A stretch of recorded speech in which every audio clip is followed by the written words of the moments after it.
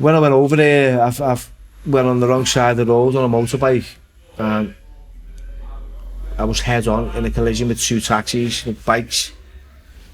What they've done is they've smashed the bike that I was on, which was only a Honda Wave 100.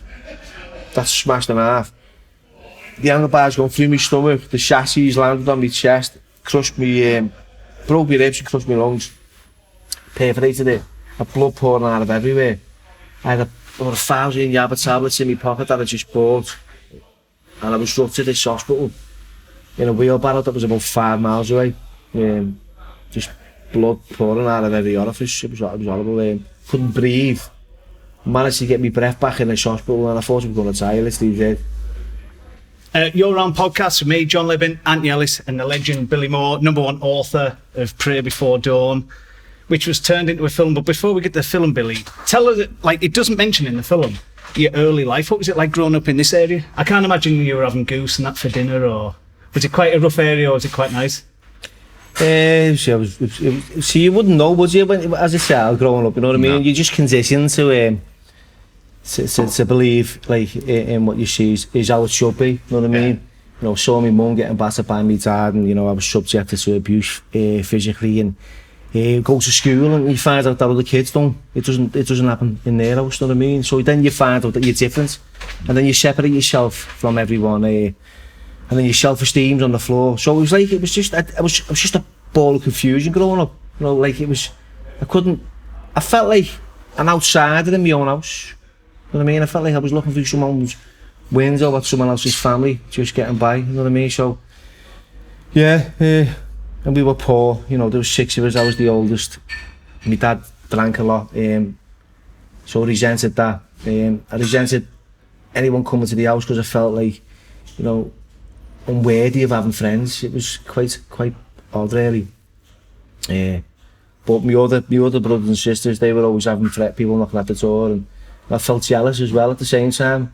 So I grew up being really isolated from people, and I felt really lonely, and couldn't become, you know, I could never build friendships, you know. It's like going in school, I'd never get picked for football. I'd fucking hate that, honest to God. You used to stand there right in a line as you do, and they go, we'll have him, and then you're there on your own, the last one, and the gutted, you know what I mean? You can go and goal. So I decided, because my dad told me he was a boxer, to become a boxer, because I thought that, well, you didn't need to depend on anyone. No one was going to pass you the ball. You know, if you didn't win a fight, it was because you never trained hard enough, and you had to take responsibility for that yourself personally. So that's what I did. You know what I mean? But you got to a good standard of boxing, didn't you? Fighting, was it for England and the ABAs and things like that? Schoolboys, NABCs, you know, I went to Ireland, I boxed there, you know, trained really hard, you know, because I was quite lonely, I didn't have friends, so all I ever did was train. I mean, I was like an animal as a kid training. I'd run early hours in the morning to this lighthouse and back, and it was like 10 miles, and, you know, I was innocent in the instance I never took drugs, or, you know, I was never around alcohol, so I was quite fresh in that area.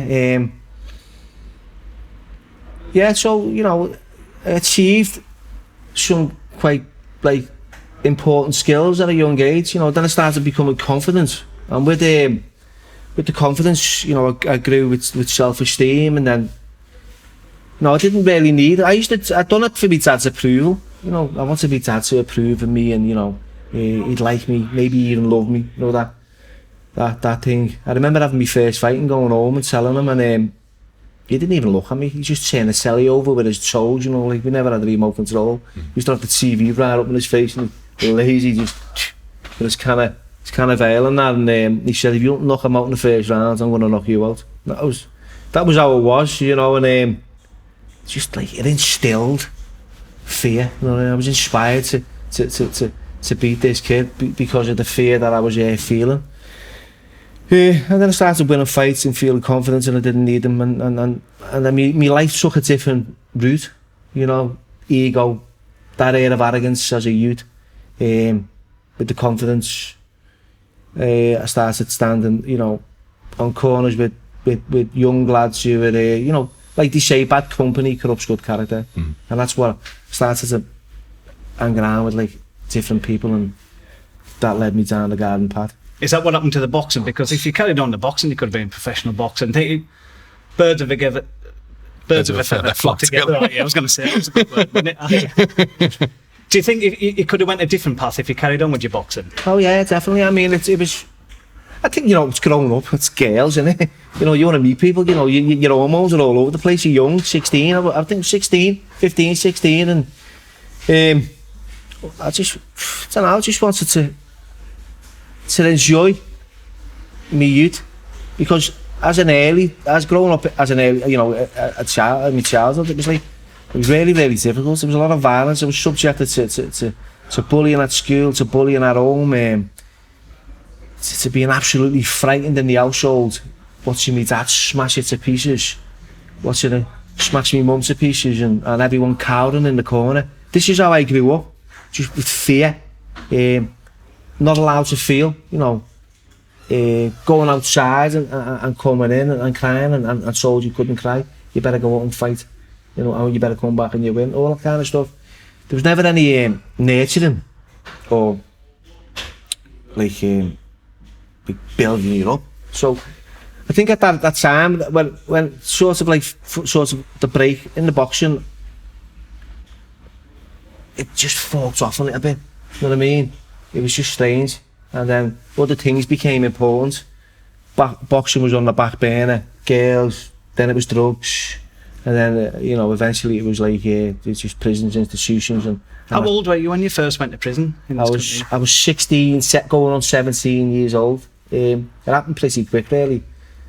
I met a girl, and she was heavily involved in heroin, and that was something new in the 80s, and you'd see like Grange Hill and Zamo using it, and yeah, don't just say no. Just say no. Just say Nancy no. Reagan. It was quite, and to me, I was quite naive, and I took it, and it made me feel really sick at first, but then, you know, it encapsulated me in a warm feeling, and I took it again, and I become addicted pretty quick, and I was with a girl, I became codependently in a toxic relationship with her. Then I had to start committing crimes to fund the habit that I developed, you know, so robbing cars, some things just to fund this addiction. And I was doing things that I would never normally do, and going to places that I'd never normally go to, and in the end it was boom, prison. So by this time the boxing had then been put on the back burner once. Yeah, it was like, you know, the career. So it was almost like over before it started. It was like a 2 or 3 year thing, and then it was done. Pretty quick. It was a couple of years. I was promising. I was a promising boxer. I won like so many fights on the run, and you know, getting picked for England teams. And with you saying about your dad being a boxer, did he ever, what level of success did he ever reach? I'm just like, was he successful in it, or was he just a decent amateur? No idea, because all I ever heard was stories. Right.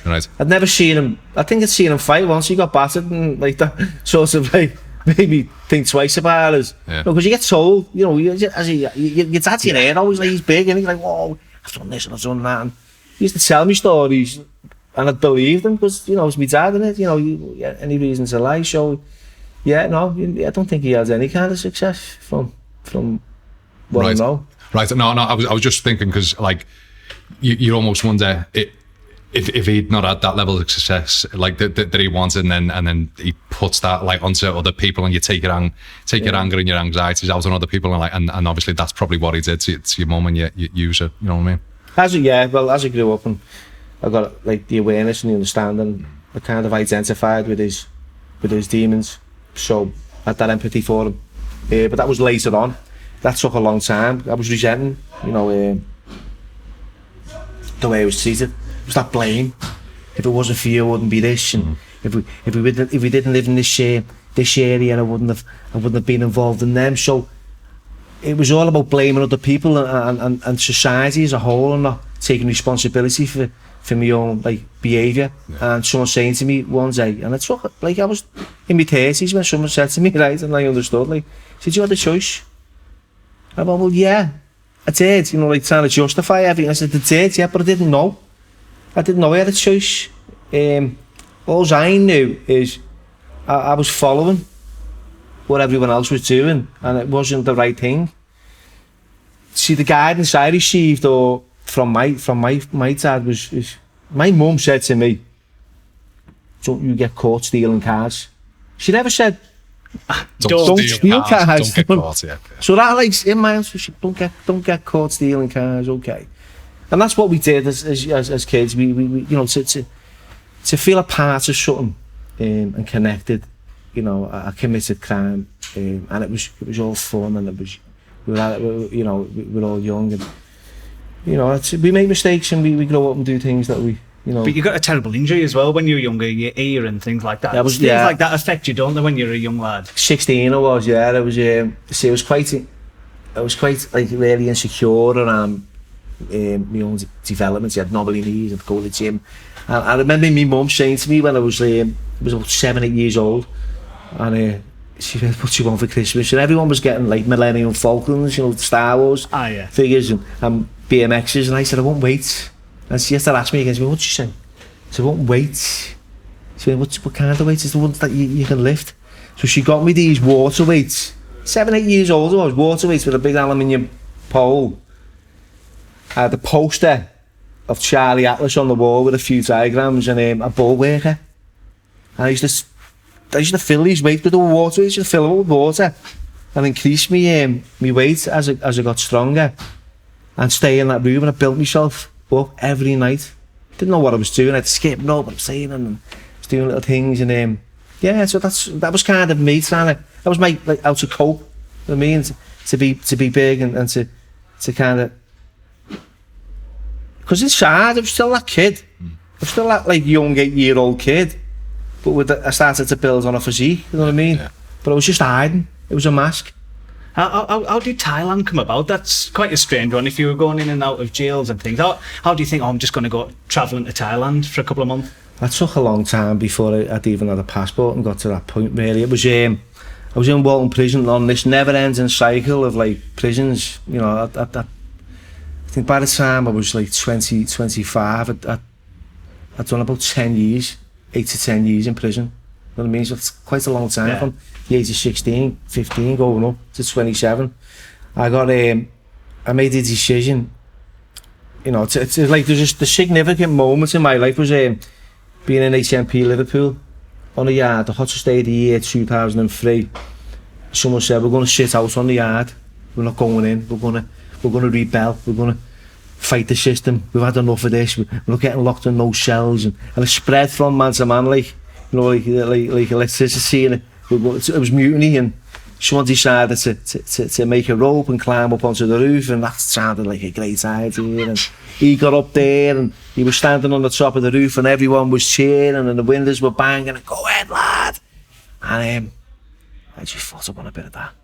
Wow, I felt really envious of this guy on the roof like that. Yes! And all the screws were looking up like in amazement, and you know, and when it was my turn, it was like I was on this rope. And I think it was the oldest, it was 14 of us that got up, and I was the oldest out of those 14 lads. And halfway up, I slipped. Right, and I was struggling, and I heard this screw called Mr. Muscle, and that was his real name, and he went, "You'll never get up there, you fat ass." And I fell, and I landed on the crux of my arse. It was fucking painful, you know what I mean? And the shame was killing me. You know, my pride was involved here at this time, so I had to like. It turned into something like a North Sea rescue in the end, because I'm off this. I was gassing, I had no energy, and I was, and these must have been at the top going, "Get him up, get him up now." Oh my God! So, and I get up, and everyone's cheering, and my hands are in the air. I was like, "Wow, yes!" And it was a moment that passed like that, and I thought, "What the fuck have I done now? I want to jump off." That was the first thought, because the consequences that are coming. How much extra time did you get for doing that? I didn't get. I got it was days really, rather than years. It was we didn't. It was quite odd how they worked it out.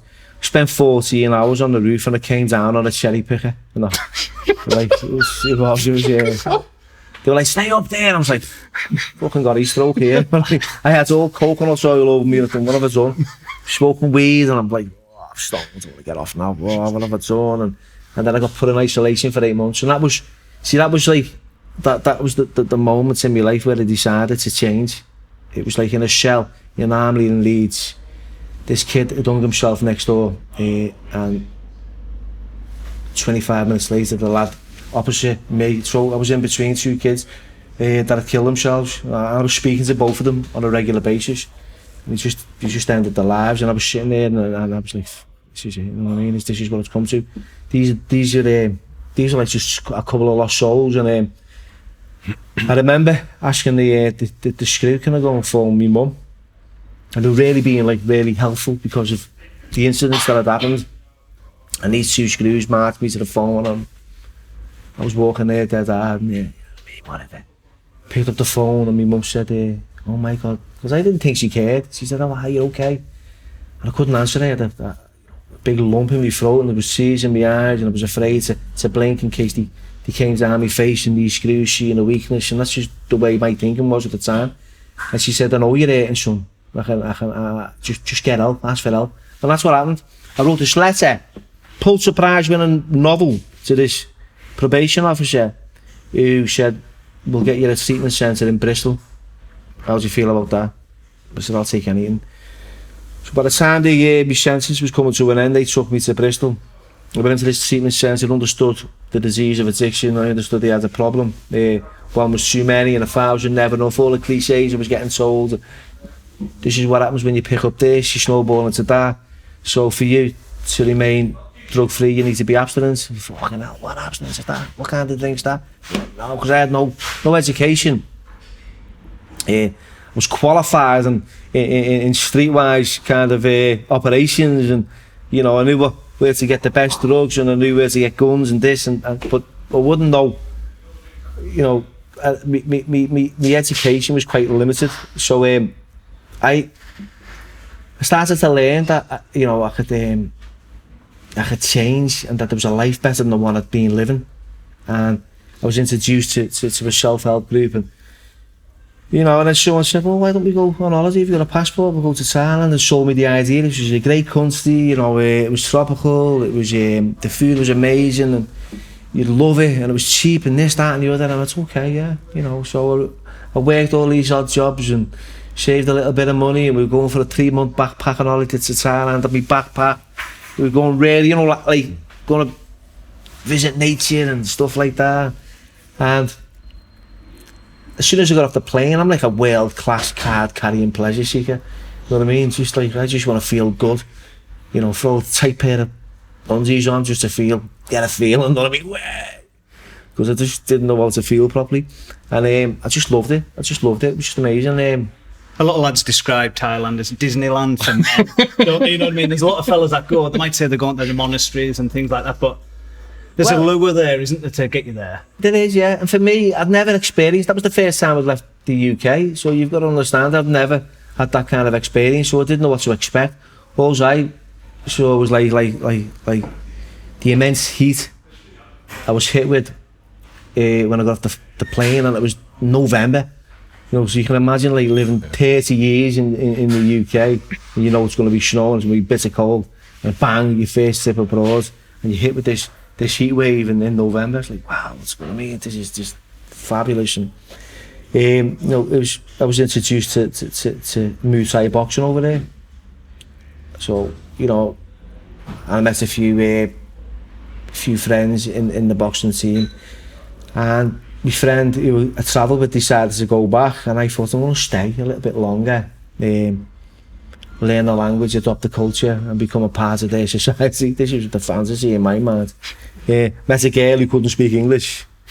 We communicated through a dictionary. She left me for another fella. It broke my heart, and I'm just trying to argue with her. But just come on. Like conversations going on for 3 weeks, you know what I mean? Yeah. Just because I'm just trying to get one sentence out. She's like, I don't understand what you're saying. And I found out she had another fella, and to her it was normal. But I said, where I come from, it's me and you, and that's it. Yeah. Not me, you, and this other fella. But I love you, same, him. No problem. I was like, okay, what? This is bizarre. So my heart was broken. You know, I didn't know how to deal with the feelings, and I'd been clean by this stage for almost 3 years. I hadn't had nothing. I was in the ring, you know, fighting like 3-4 times a night, and that was the way of like escape, because I was escaping like all these like horrible feelings I was going through. and he'd help for a short amount of time, but once you got out the ring, you know, you could put like a plaster on a cut and you could heal a broken arm, and, you know, but the art and all that, you couldn't. So when I was outside it was really, really painful. And then I sat at a bar one night. They say, don't they, if you sit in a barber shop long enough, you're going to end up with an haircut. Yeah. You sit in a boozer long, you don't end up pitting a pint up, aren't you? I used to go there and it was water, then it was Red Bull, and then it was like, So it turned into this one evening where it became like a whiskey, you know, a shot. And that shot, and like I didn't realise how quick this would take me. I took that shot of whiskey. I remember looking at it thinking, this is gonna have a consequence, this, you know, because he had awareness and he understands, and it was like he was fighting. It was like there was two parts of me. Like one was, this is not a good idea, you know, Bill. This is gonna take you to a dark place, and the other one going, fuck it, man, just push that button. I can remember just swigging it, and I feel it. I could, you know, on reflex, I could feel it going down my throat, and I was on a bike. I was in Birmingham buying China White within 12 hours. That's how quick it took me. What's China White? Is that like that's heroin? Pure heroin. Right. I go right back to. I don't go, yeah, let's have a bevy. And I was going to say, you've jumped. There's no like 0 to 60. There's no. I'm extreme. There's no like last orders. We'll go up. Okay, I've enjoyed my evening. I'm going up. Just a one. No, that's enough for me. Nah, I'm okay. Like no, I haven't even started yet. You know what I mean? So I go from like 0 to 60, like you said, straight away. An extremist. So I'm all on, and that's the problem that I had. You know, the addictive personality, the addiction. I was driven to annihilation, and that became like I was on that downward fucking spiral, then to prison in Thailand. You know what I mean? And taking it to another level. With the kickboxing, how did you find it with kicking and elbows and things like that? Did you train over there, or did you just get in the ring and just do boxing and kick? And... Got in the ring, thought I'd use my boxing skills, and got my ribs broke within the first 2 rounds. I went back 6 weeks later for more. I thought, well, this is what I've got to do. I've got to learn now not to get kicked there. So these were teaching me, and because he had the hand skills, like a box, it wasn't too bad. You know, it was quite. I learned quite quick, and I trained every day. Like I said, when I train. Sometimes I was training 5 hours a day to a point where I was fighting 3 or 4 times a night. Some of these were show fights. Most of them were. Do you get paid per fight or per night sort of thing, or is it winner takes all? It was just like I was going round with a tip box in the end. You know, just for curries and a roof over my head. That's how bad it got to a point where I'll be fighting for tips. But in the meantime, before it really went down, you know, I was working with Stallone. Oh yeah, on Rambo, wasn't it? Before it even picked up, you know, so I'd done a few months working on set with him. I taught English. I bought a bachelor's degree online. You know, it wasn't the right thing to do, but I bought it online. I had a TEFL, which was teaching English as a foreign language. I put a shirt and a tie on. I got a job at a school teaching English, which didn't last long because of my accent. I was going to say, you couldn't teach English in England. People can't even understand me. That's right. They were like, where are you from? Mate, you don't speak English. This is, I was like, so they were confused. How many kids are in your class? 50. And it was like the most frightening experience I've ever had, you know what I mean? Good morning, teacher Billy, how are you today? And that's what I was greeted with every day. And in the end, they were talking like little Harry Enfields. All right, what's happening now then? I got sold to leave in the end, you know what I mean? You're not really like compatible with the students' vocabulary, you know what I mean? Because you'll have had bruises from the boxing the night before, or kickboxing the night before, and things like that. Yeah, so I was fighting of a night, teaching of a day, and then I was working on the set in the meantime as well. So I had a full life. It was quite busy, and to me it felt quite glamorous as well. Hollywood movie sets, you know, then a school work, and then a fighting. It was like, even Stallone come and watch me fight, and I went, oh my god, he's a warrior. It was like, he said to Kevin, he said, we need subtitles to understand Billy. What's this man? Great, it was, and that was a fabulous experience, just meeting him, you know what I mean? Because I grew up on the Rocky. How did that come about? Because did you have an acting agent over there, or was it just... No, I was just in the gym, and I was talking to some fella called Matt Marsden. He was on the running machine. He was he was an actor from England. He was in. Yeah, I know Matt Marsden. Yeah, he had a bit of a singing career as well. Yeah, he was. I remember him. He was in Coronation Street stuff. Yeah. So we became friends, and he was telling me that he was acting in this film, and I was quite, it's nice, yeah. And then he came in, his crew, casting crew, started to speaking to all the non-ties, took my name, my phone number, I took a photograph and said we'll be in touch, and then 2 weeks later they said, will you be Sylvester Stallone's stunt stand-in? I was like, yeah, alright, who's this? They're no serious. So I was like, really? So I met these guys at this the Royal Oak Hotel at 5 o'clock in the morning. I thought, this is a set up this. These are getting me up this early to go on set, and you know, I'll go anyway. And I went along, and we went to the jungle on the Burmese border, Thai Burmese border, and we were filming, and I met him, and it was great, and we worked for a long time, and it was a glorious few months.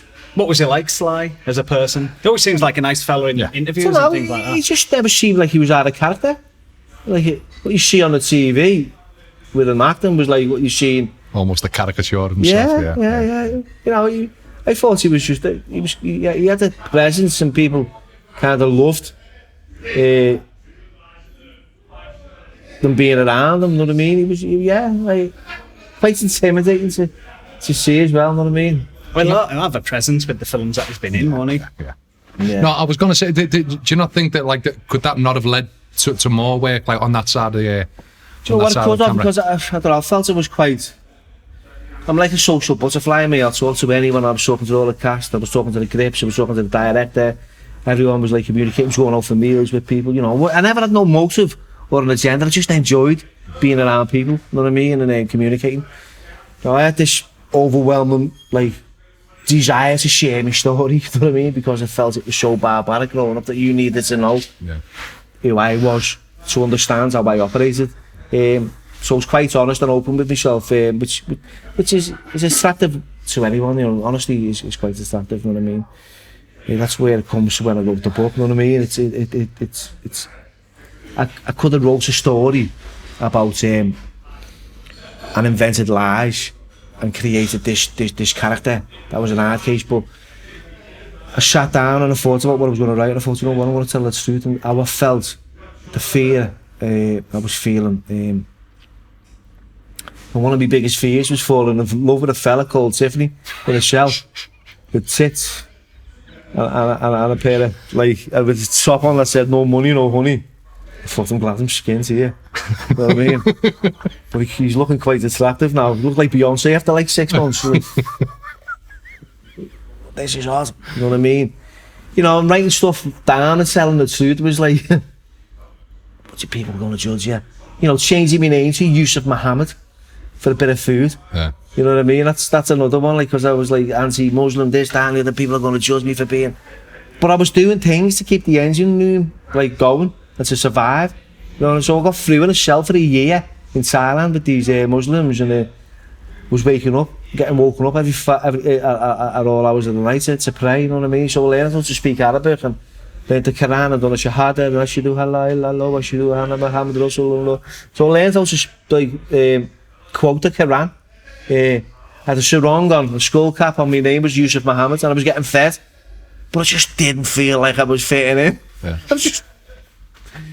I was just like, this is what you've got to do, lad, to survive. Yeah. You know what I mean? So, I don't know, just had this way of trying to just stay alive in a way. What was it that actually led you to prison? Was it drugs? Was it it was like the whiskey. Let's it Shana White, let's it crystal meth, and let's it Yaba, which was like. Yaba is it's methamphetamine in tablet form. It's like crystal meth in tablet form in a sense. It's a couple of pills, little red pills with a Y on it. You throw it on the foil, you smoke it, it turns into oil, and it gives you these euphoric feelings of you know what I mean? I was crack cocaine kind of times 12, but dead intense. That's how I felt, and very, very, very addictive. So I was smoking loads of them. I developed a habit on them. I started to sell a few to tourists via the ties, the links with the boxing. They got involved. It was all you know, you can speak English, you can communicate with the English. Here's a few, we'll give you these, you get rid of them. Small time, really low level. In my mind, it was Colombian cartel gear, Hercules planes getting dropped off, that kind of, but it wasn't. It was like just trying to survive, you know what I mean? Just a crazy mixed up kid in a 2-bit town with a few little bits. And did you ever worried about getting caught? Because you watch Banged Up Abroad and things like that. I watch your film, I'd never do anything in Thailand after watching your film. No. In your mind, you not think, if I get caught here, I'm going to be going to a jail cell with 80 other people, or... Nah, do you know what? I've never thought about the consequences. Even when I was like in the UK, I'd never think. Oh, the most important thing was like using. You know what I mean? I went to Laos to get cheaper and, you know, a more quantity of drugs from the Laotian side of the, well, not Thailand, it's a different country. When I went over there, I went on the wrong side of the road on a motorbike, and I was head on in a collision with 2 taxis with bikes. What they've done is they've smashed the bike that I was on, which was only a Honda Wave 100. That's smashed in half. The handlebars going through my stomach, the chassis landed on my chest, crushed me, broke my ribs and crushed my lungs, perforated it, had blood pouring out of everywhere. I had over 1,000 Yaba tablets in my pocket that I just bought, and I was rushed to this hospital in a wheelbarrow that was about 5 miles away. Just blood pouring out of every orifice. It was horrible. Couldn't breathe. Managed to get my breath back in this hospital, and I thought I was going to die, literally dead. And then I ended up back in Thailand in a hospital for 3 months. 3 surgical operations whilst I was over there. So yeah, I didn't think about the consequences. You can just, so... How did you get arrested? Were you dealing at the time or something like that? Because on the film, they bust through your apartment. Is that sort of how it happened? Yeah, I had phones, and the phones, but you know, the GPS, that's what got me called. Right. You know, I was spying phones, I was paranoid. It was like an anorexic panzer. You know what I mean? I couldn't sleep of a day, and I'd be awake all night. In fact, I'd be awake for days. I was that skinny, I could hang glides off a Dorito. It was like, lost all my weight. Very, very paranoid. But you're still fighting then? Yeah. Right? Yeah. How did that affect your fighting? Did it make you worse? Well, I was just getting beat. I was just getting beat. Just turning up for the money. Just turning up for money. I was just getting battered, you know what I mean? But I was just turning up. I was like, right. You've seen it in the movie, the first scene. So you were actually taking it before you went out having a fight? My heart was like on fire. You could see. So I had no clarity. There was no thought process. There was no like skill.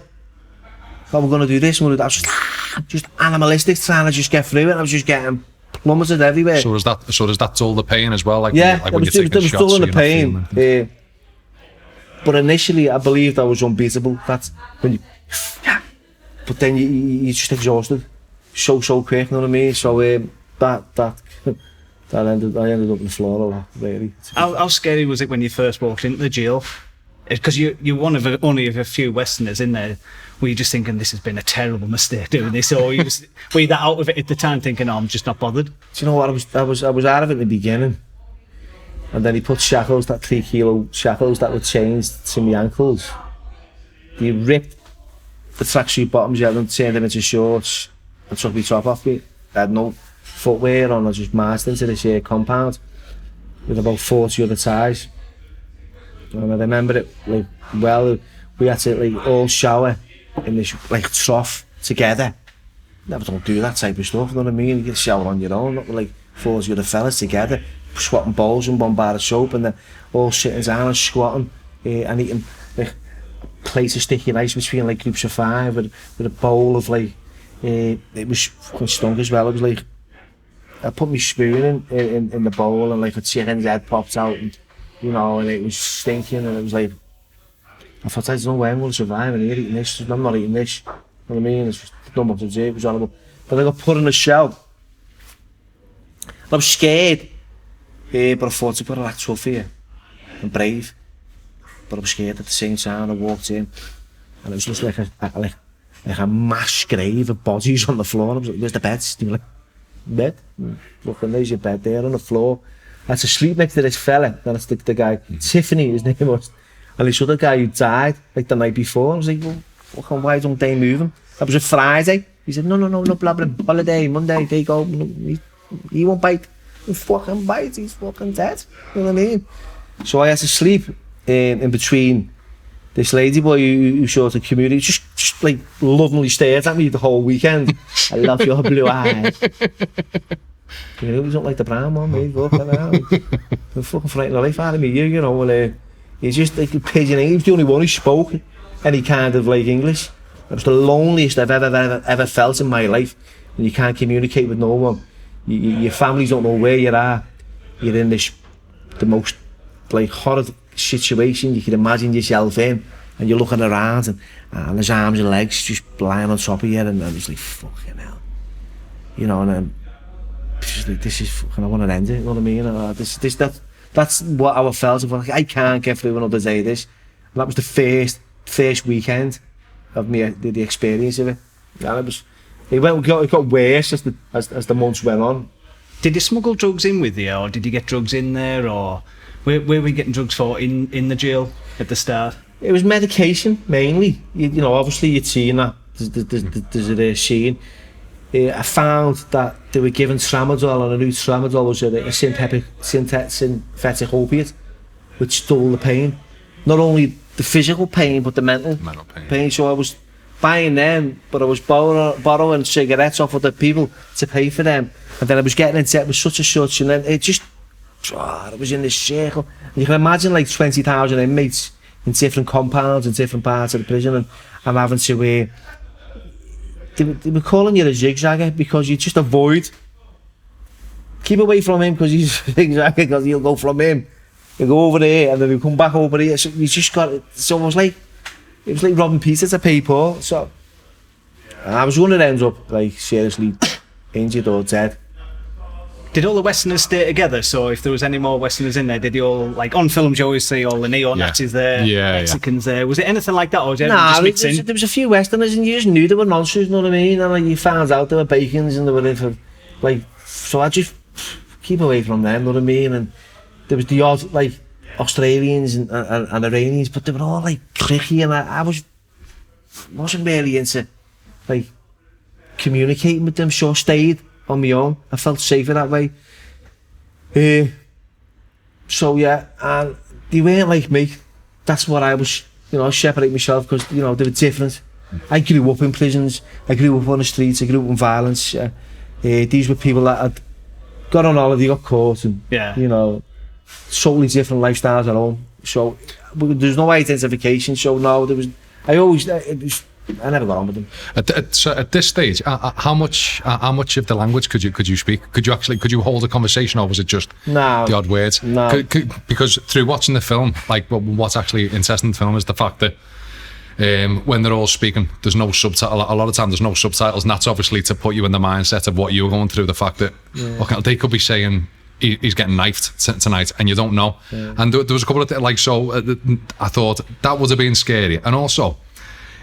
I know it sounds daft, but because obviously like the way you're sleeping or the way you're not sleeping, because you can't, the lack of sleep that must then drive you that must then drive you insane, because obviously if you're not sleeping, you're not getting properly fed, you're obviously scared for your life. Like that I'm amazed that you didn't like end up like taking your own life. Do you know what I mean?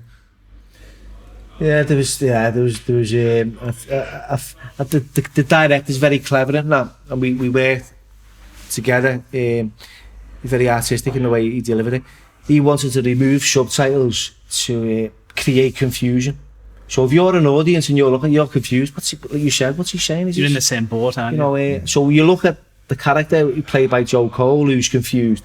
He's looking around like, what's going on? So it immerses the audience in it, because no one knows what's getting said, which was quite clever. Some people why didn't you put subtitles in? Fucking hell, you know, it'd be easy for you then, wouldn't it? But yeah, it was.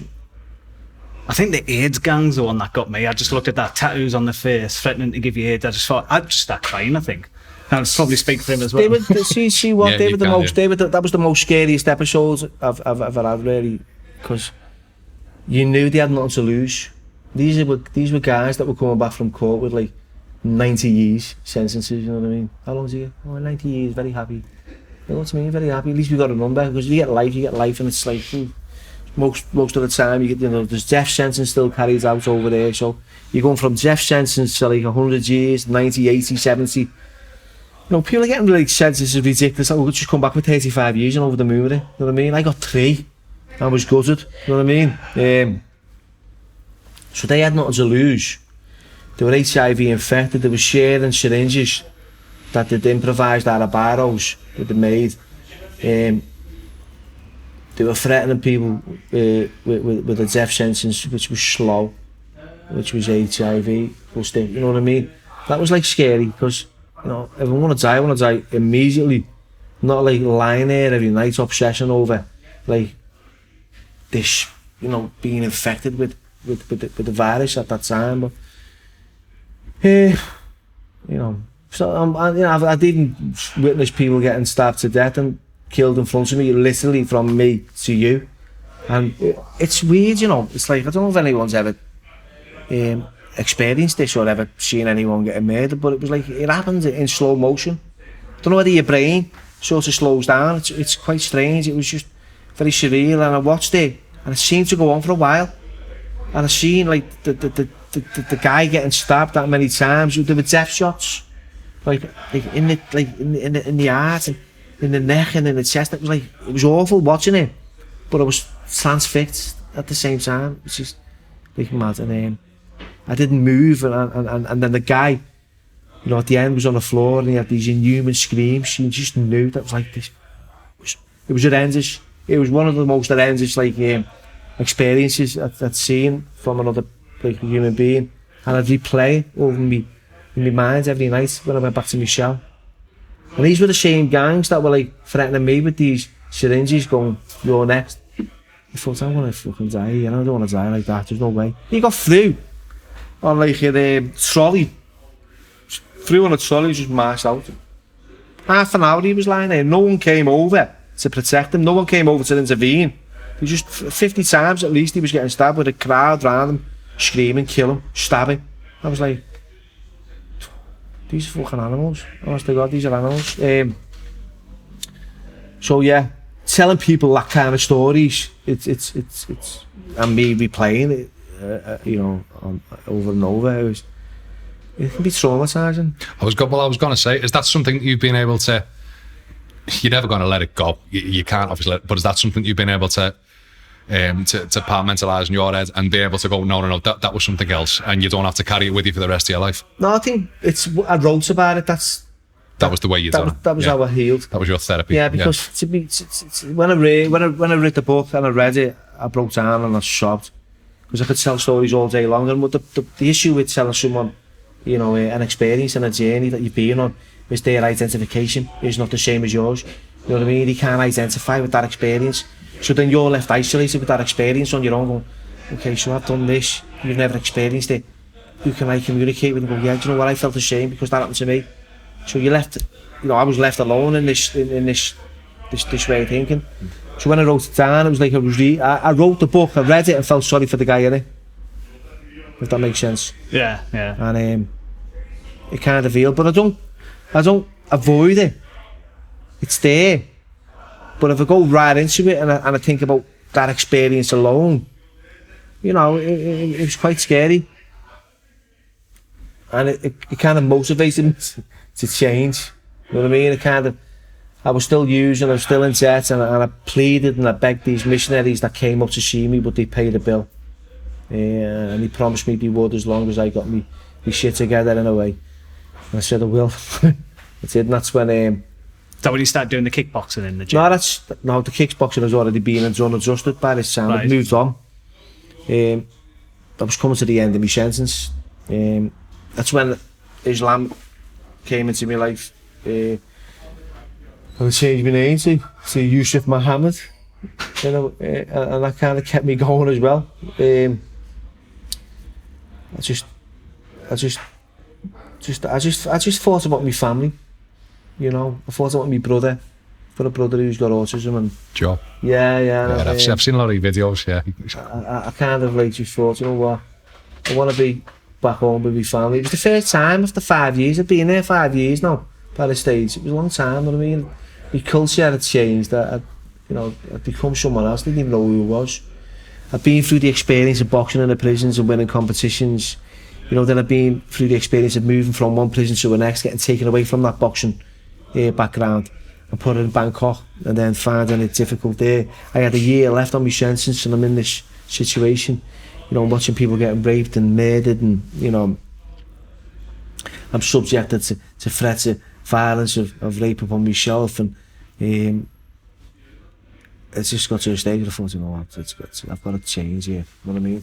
Something's got to stop. And I made that decision, and the last 6 months of my sentences I didn't use anything. And that's when I started to document everything I'd seen and write about it. How long did it take you to write the book? I started writing the book in March 2010, and it was published by March 2012, and it was on the shelf. And It's quick. yeah, but it was in the cinema by 3 years later. So it grew arms and legs. It was quite, you know, I never expected to get a book, never mind make it into a movie, which sitting down with producers and directors and finances, feeling really like out of place, and they're going, we're going to make a movie about your life. What, really? You want a script? And, you know, getting told all this, not having an agent, not being savvy in the industry, getting manipulated, being misinformed, signing contracts that I didn't know what I was signing, losing out on money which I should have had. I was like, you know what, I was quite naive. I made a few mistakes. I resent them for that. I resent myself for that. Learn from it, move on. That's what I've had to do. He made a great movie. I'm still in touch with the director. We communicate a lot. You know, I'm friends with Joe Cole, the actor. We spent time a lot together since. He wasn't the first choice, though, was it? Was it the guy from Sons of Anarchy? Charlie Hunnam. Charlie Hunnam. Yeah, he was. Yeah. Thank Christ he went with Joe Cole. No, Charlie Hunnam. He was great initially because it was the producers that wanted him. Me and the director weren't too keen because he had a million followers, and it was all about money. Yeah, but he can't act. No, he can't. He can't. He seems to be like the same monotone all the way through whatever he does. I don't think he's any good. Joe, he was a phenomenal actor. Yeah. No, he put his heart and soul into this, and he's doing really well in other things now. So, I've seen him do interviews though, saying how well he got on with you, and even when he went to Thailand, you were doing like Skype calls and things like that, and he was trying to get right into like your mindset of how you're going through the jail cells, like in your mind. Yeah, he's lovely. He's a young kid, and he's grown. He's wish him the best in his career. We spent a lot of time talking about me growing up and how I felt about my dad, because my dad was a big part, and this is what he needed to understand. Because although, I was diagnosed with cancer whilst I was on set. So, well, just before I went on set, I should say. Was that the non-Hodgkin's? Yeah, I had non-Hodgkin's lymphoma, stage 3, out the blue. It just hit me. I don't know, where does this come from? But the year before, my dad had died, not far from here, in Worcester Hospital of cancer. And I'd built this relationship up with him in the last 10 years. I was in recovery, I was clean, I was back from Thailand, and I'd spend time with him. We just sit there, it was me and my dad would just sit there, wouldn't say nothing to each other. Sit there for an hour every other day. Alright, Dad. Alright, son. Then we get off. You know what I mean? In terms of the like in the film, obviously we were told that your family didn't know you were in prison. Did they really not know you were in? No. My mum didn't know I was in prison for over 8 months.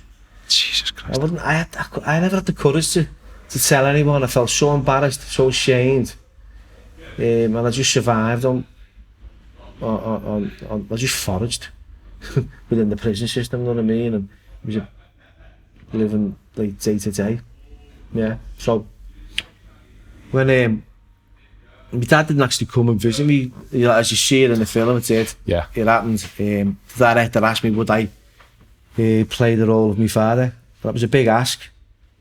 I had to sit down and think about it. I thought, well, this is John Stefan. I said, he never actually came to see me, he will in this film. And it broke, I was really emotional, I was feeling it, you know what I mean? Because can you imagine, 5 o'clock in the morning, the last scene in the Philippines, in an active prison called Cebu, in a visiting room, and I've got this young kid called Billy Moore, played by Joe Cole, walking towards me, who's like really bitter, resentful. He loves his dad, he hates him, he's got that way about him. He knows this now, Joe, because we've communicated, so he's got the character study on to a T. He's walking, and I'm standing there playing my father, Tony Moore. So I've got to put myself in my dad's shoes. And the director said, what would you say to your son if you were your dad? And all I wanted my dad to say to me was, I love you. And that was all. Them 3 words, it's just, I love you. And I couldn't even bring myself to say that. Stood there, and I looked at this young kid, and I could see myself in him. I couldn't say nothing. And that's what the director said, you don't need to say nothing, that's enough. That says it, that speaks volumes, like saying nothing, in a way. So yeah, that's how that came about, and that was in memory of me father. You know, because I realised, as you know, like I said in the beginning, you know, his teamings, and he understood him. You know, I loved him, but I didn't love how he was. You know what I mean? Growing up, but I sort of got to understand that the later in his years, he was doing little things that you could see. You know, he knew he cared.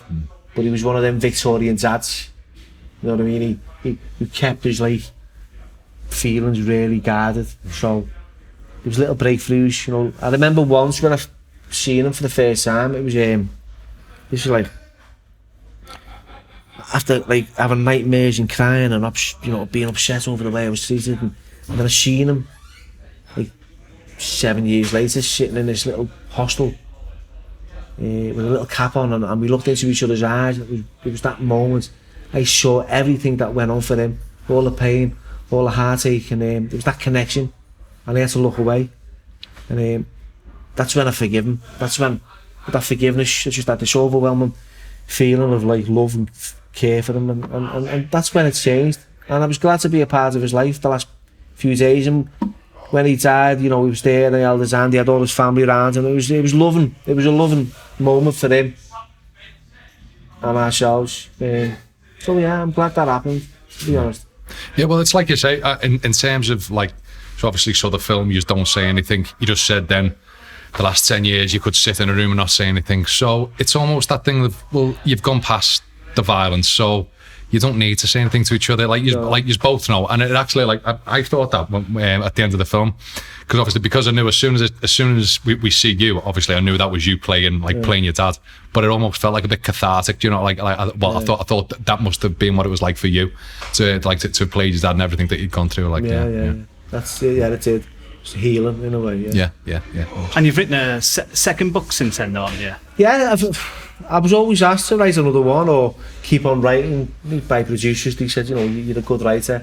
I never believed in myself enough, really, and it took a while, but I wrote a second one. It's called Surrender from the Heart, and it's more of a backstory growing up, and it, you know, it's really detailed in the way it was, and it talks about the last 10 years of like of me like this, you know, of the film and the ups and downs. Like I went back to prison as well. You know what I mean? I'm like, I don't know what's wrong with me sometimes. What's wrong with you? Well, that's what I thought when I was doing a bit of research. I thought film comes out, book comes out. You're on an island in somewhere spending the money, and then you've got. I'm sitting in a prison cell in Walton Jail 16 years later, while my film's being released on the cinema worldwide.